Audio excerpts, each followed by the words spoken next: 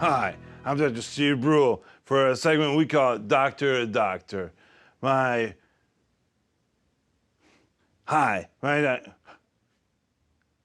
name is Dr. Steve Brule. Hi.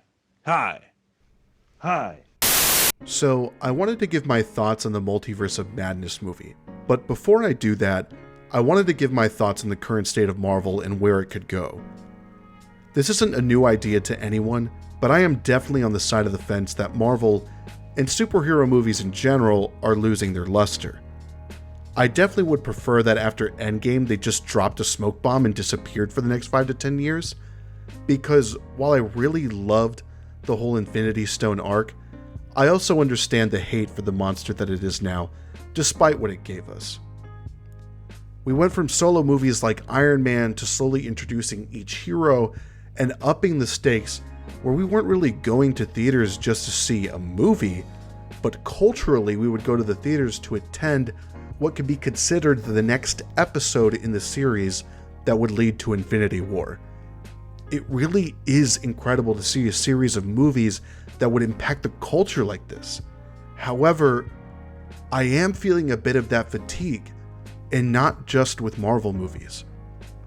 It's not that I don't want it at all, I just feel like things like Moon Knight, WandaVision, the other shows, and even some of the more recent movies would make more of an impact if there was time for us to breathe and maybe even miss this kind of content.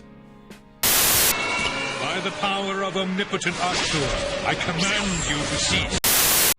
That being said, I am aware that the superhero genre of movies won't be going anywhere anytime soon. But while they're here, they need to do something drastically different. And that's what I feel like I got with Doctor Strange in the Multiverse of Madness. I was seeing so many mixed reviews going in, I was wondering if I would have even liked it at all. Thankfully, I avoided any and all spoilers, but I noticed after I watched it that people were expecting more from it, like a culmination of all Marvel's content ever made from Fox and Sony. I'm not sure if maybe I missed something promotional for it that gave people the idea that it was going to be that, but from what I saw, I wasn't really expecting to see much except for some characters that you might have heard in the trailer. Maybe it's just in the name that itself that it gave the impression, maybe it's with the What If series, I don't know. Now that I've seen the movie, I can see why people were so split, and it really just comes down to, do you like Sam Raimi films or not? No big deal either way, but I feel like so many people love the Raimi trilogy of Spider-Man.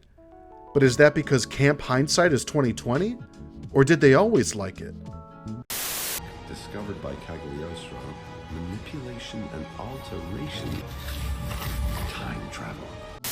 This is the most tonally different Marvel movie to date, and I loved it for that. I really feel like when it came to the horror and violence in this, they really let Raimi take the gloves off and slap us in the face with it. And all I could say was, yes, daddy, more. I was laughing throughout the movie and having so much fun. But I still felt like it took itself seriously when it needed to. Raimi can make things very fun and funny, but the joke is never on the characters themselves, because he knows that everything can be funny to us, but it is that character's reality. It's that kind of duality and awareness that I just love Raimi for not just making this a Marvel movie, but making it his Marvel movie. If you aren't familiar with Raimi or his work, I can see how this movie would be so jarring as opposed to other Marvel movies. But for me, it was exactly what I was expecting and more. I hope that the people who didn't like it can maybe see it from this angle that the movie was coming from, and will one day like it like they did with Spider-Man. But man, Raimi is such a fantastic fit for the world of Doctor Strange.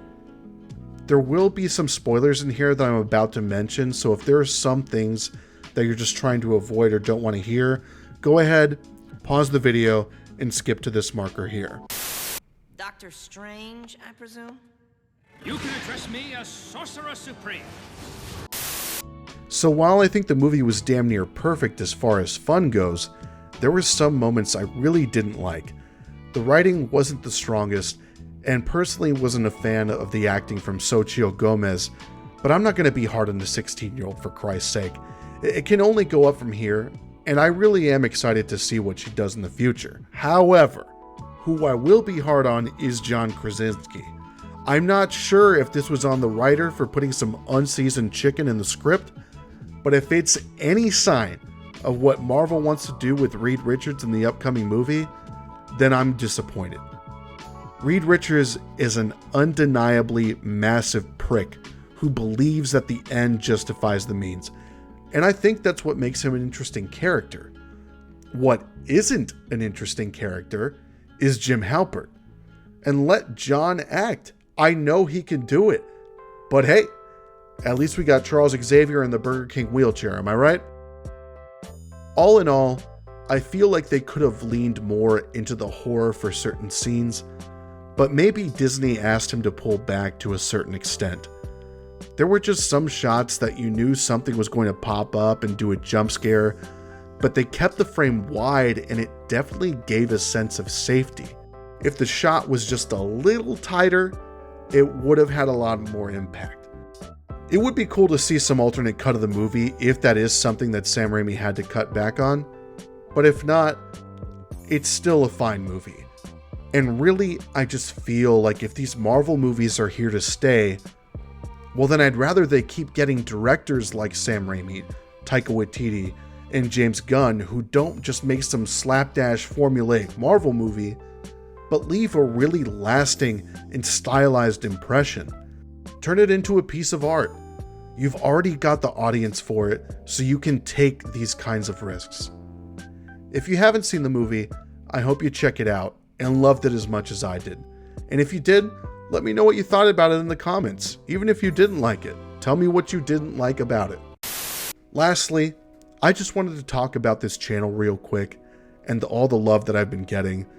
Last month, I had 25 subscribers, and out of nowhere, my Samurai Champloo video just blew up. And I'm still getting wonderful and heartwarming comments.